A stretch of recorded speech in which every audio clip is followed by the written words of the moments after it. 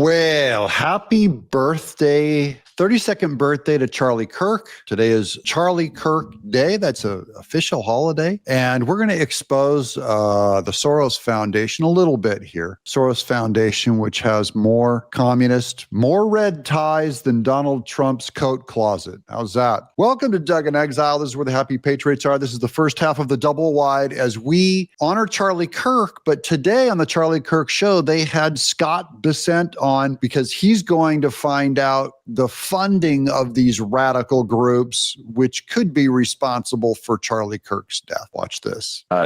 Because you're working on a very important piece of this, and I wish we had more time for this, so let's just get right into it. 136. Let me tell you something I've not shared with anybody, but the last message that Charlie Kirk gave to me before he joined his creator in heaven was he said that we have to dismantle and take on the radical left organizations in this country that are fomenting violence. That was the last message that he sent me before that assassin stole him from all of us. So that is a powerful clip. Stephen Miller said something similar when JD hosted the show on the Monday after he was assassinated. And Treasury, I come to find out, coming to D.C., that Treasury has taken an active role in an aspect of this dismantling of the financial networks that are supporting some of these radical left violent groups. Share with what you can. I know it's an ongoing process. So it's an ongoing process, and I will tell you that after 9/11, Treasury became the driving force behind tracking down the networks of terrorist organizations, how they were financed, how could this have happened on U.S. soil with these international terrorist organizations. Where did the money come from? Who were the ultimate funders? And that was on the international side. And Andrew, I will tell you that Charlie's death is like a domestic 9/11. That we are going to find, it has alerted us to what Charlie knew, that these organizations are working within our borders. And look, we believe people have a right to free speech. They have a right to organize. They have a right to protest, but they have to do it peacefully.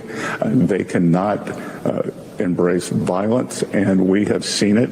We've seen it since the terrible day 2 years ago, the anti-Semitism and the bias that came out after October 7th. Now, all of these fundings have tied back to, there's rumor, loose ties back to George Soros. And we'll give you a whole list of them that Anna Paula Luna released today of other people funding these, the pro-Palestinian, anti-Israel, anti-Semitism stuff on our college campuses. And George Soros, who's been funding these things, protests, spamming, grassroots, not grassroots, called astroturfing on the Democrat side. 2023, and many of these organizations have been financed by nonprofits, and it's going to stop.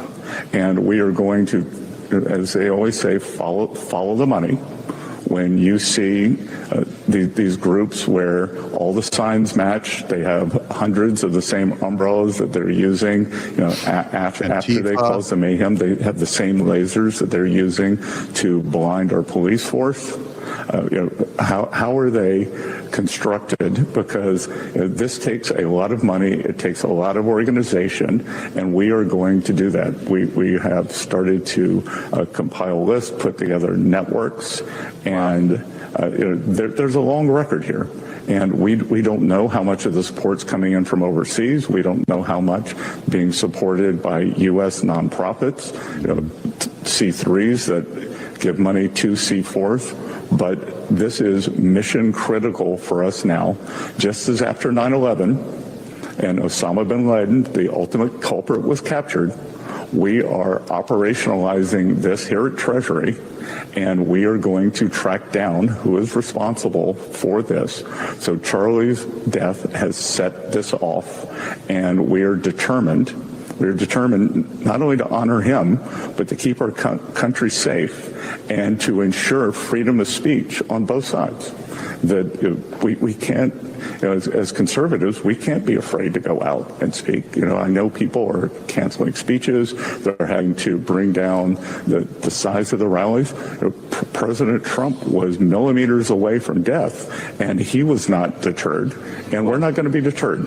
We're not. Yeah, this is going to require some bravery on our side, which is pretty rare. But Charlie Kirk showed the way. He'd been threatened before. Steven Crowder's been threatened before. We're going to get to the bottom of those threats. Meanwhile, here is incredible good news. Along this is all going to be Charlie Kirk oriented. This whole thing's going to end on a love letter to his wife that I just found. I don't even know if I can get through it, but here's Ron DeSantis just fired 2 of Soros's prosecutors in Florida. We've beat the left and we beat people like George Soros on crime.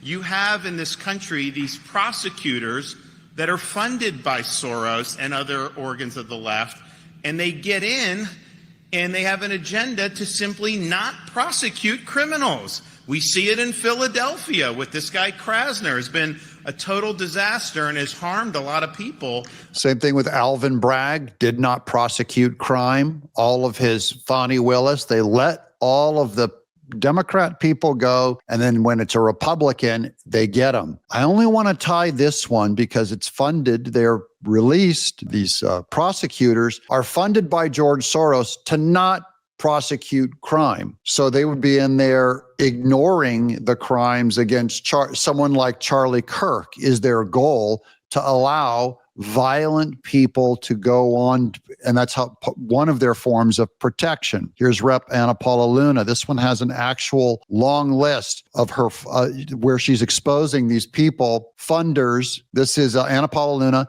The White House just announced they discovered that over $100 million in taxpayer funds laundered to Democrat donations went to Antifa-linked organizations and, quote, protest networks. Funders include Soros's Open Society. There you go. That's the violent tie that Besant was alluding to. Arabella Advisors, Tides Network. Here's Neville Roy Singham with ties to armed queers. And remember, it was a pro-trans shooter of Charlie Kirk. SLC, who's being investigated in the assassination of Charlie Kirk. Foreign domestic money fueling Riot Incorporated. Funders include Soros's Open Society. That's the main tie to me. I think they got to keep connecting the dots and we'll get there. Meanwhile, here's another weird, a very strange point of connection with Charlie Kirk. Today, Trump is giving Charlie Kirk the highest civilian honor, Presidential Medal of Freedom. Ironic, because this is Joe Biden giving the Presidential Medal of Freedom to Alex Soros.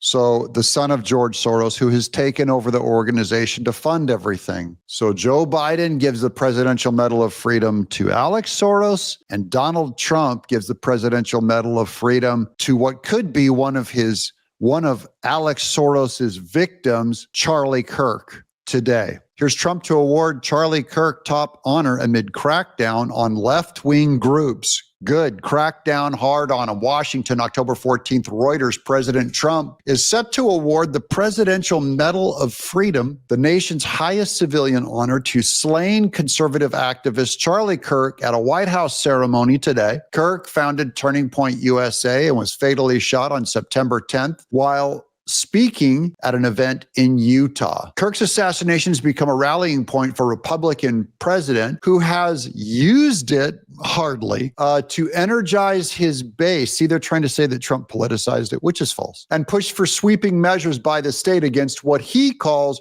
radical left extremism. They put that in quotes. If it was from the right, if it was from the other side saying radical right extremism, it would not be in quotes. They just go, and not what he calls. I'll fix the sentence for you. Push for sweeping measures by the state against radical left extremism, period. There, I fixed it for you, Reuters, you left-wing, hack, yellow journalist slobs.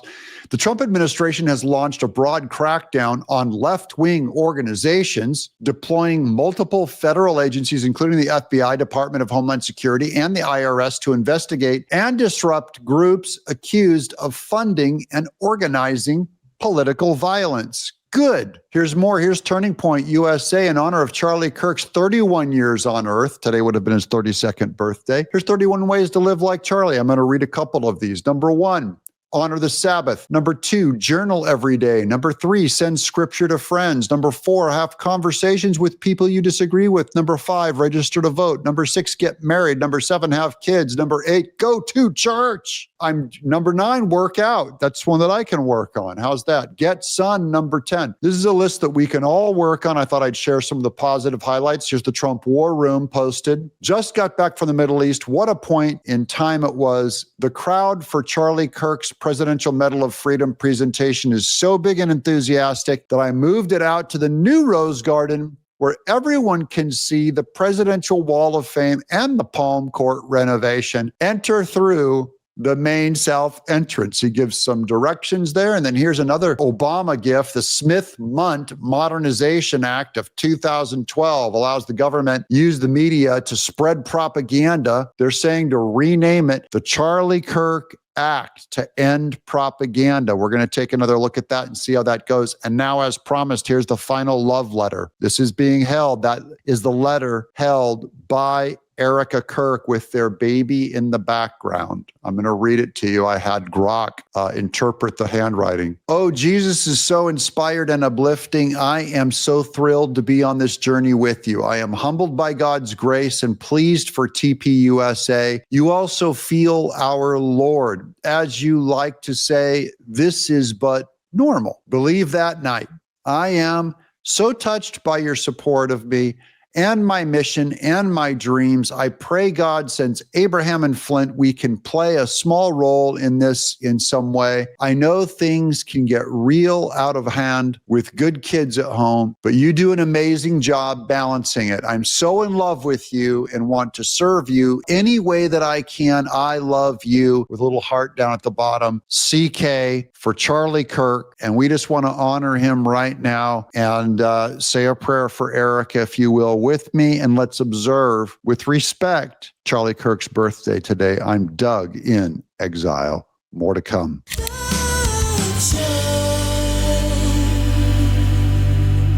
Second half of the double wide includes this lightning round. We're going to start with China. We'll get to Letitia James, a spy. Oh man, we've got Rand Paul checking in. So first, this is going to be a few China articles that I saw hit overnight. I thought it was strange. I believe our government is pushing back on China in a major way, putting pressure on them. This has to do with trade wars, pressure on them about their mineral rights. We're trying to get them buckled under. So first, here's Mike Davis. Trump, U.S. Attorney Lindsay Halligan is already firing on all cylinders. Over the last several weeks, she charged 2 leading lawfare Democrats. This week, she charged a Chinese spy, and she's only just getting started. Here's that breaking story. State Department employee accused of removing classified documents from secure locations and meeting with Chinese officials. This guy is the state employee. Now he's busted.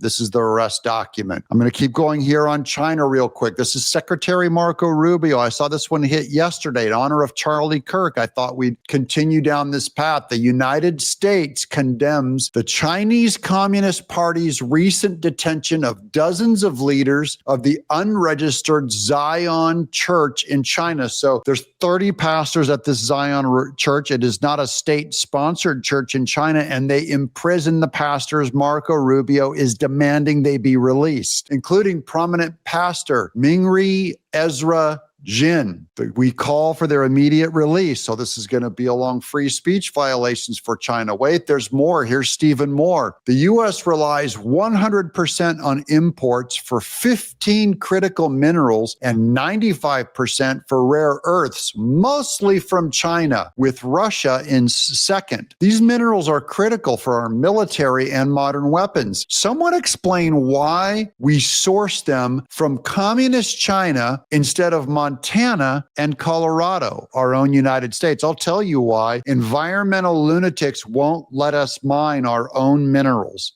And they'll say, you can go get them from strip mining in China and Russia, where they don't care about their environment. Read the full article here. Here's the list of all the gemstones, bismuth, titanium, platinum, alumina. It's the entire list of the periodic table. Here's House Judiciary, GOP. This is other news. Jim Jordan demands testimony from Jack Smith. Guys, this is in a letter dated today. Congress of the United States, we're getting testimony from Jack Smith. We've been following him for years now. It's about time we bring him in, put him under oath. Here's more from Sage Steele, whom we like a lot. I hate to say this, but it's true. It's undeniable. The president that had the best opportunity to unite America did the opposite, and it wasn't an accident. So Sage Steele is accusing Barack Obama of dividing on purpose. Here's Terrence Williams. Barack Obama wasn't America's savior. He was the spark that set this country on fire. The damage he caused to our unity, our police, and our faith in one another is something this nation is still paying for today. He didn't bring hope or unity. He brought division. He turned Americans against each other. So this is in response to his weird podcast. I hope to cover that one in another. Maybe I'll tell you what, guys, to people who are members, check the membership button next to the subscription and join us. I think it's $7 a month at the minimum level. Friday night, I have date night with Angie. That's at the $14 level. You can see Angie and I hang out. I'll do a bonus video sometime later. I can't cover it right now. But wait, more news. Rand Paul. I love hearing from him too. Everyone is quick to talk about the need to bring back federal workers, but we need to ask ourselves a serious question. If entire departments and divisions are gone, yet nothing changes for the American people, were the federal government employees truly essential? I'll let my chat weigh in on this because some of you have voiced some pain that you've had in the shutdown. Overall, has your life changed at all from the government shutdown? It's a yes or no question to say, yes, Doug, it has changed. No, it has not changed. Didn't notice the government shutdown at all because it hasn't affected me at all. It's affected my son. It's delayed. He's a poolie. It's delayed his entrance into the Marines by, I believe, a month. Here's Bill O'Reilly with Trump now wins over the entire Arab world. They're all behind the United States. This is huge with his movement yesterday to unite or end the war between Israel and Hamas. And finally, we're going to end on this Mike Benz quote. I'm trying to keep this last half of the double wide short. Letitia James's felon fugitive nieces living in her mortgage fraud home, wanted for grand larceny, burglary, and child abuse. Letitia James rents out her home to her child abuse nieces, while Letitia's a prosecutor who should have been prosecuting herself and evidently her entire family. Here's a look at the nieces. And on that happy note of demolishing Letitia James's credibility in her entire career, we are going to get her. We're going to find out if we have a two-tier justice system. You guys let me know. Will we get Letitia James in an orange jumpsuit? Don't forget to subscribe. I'm Doug in Exile.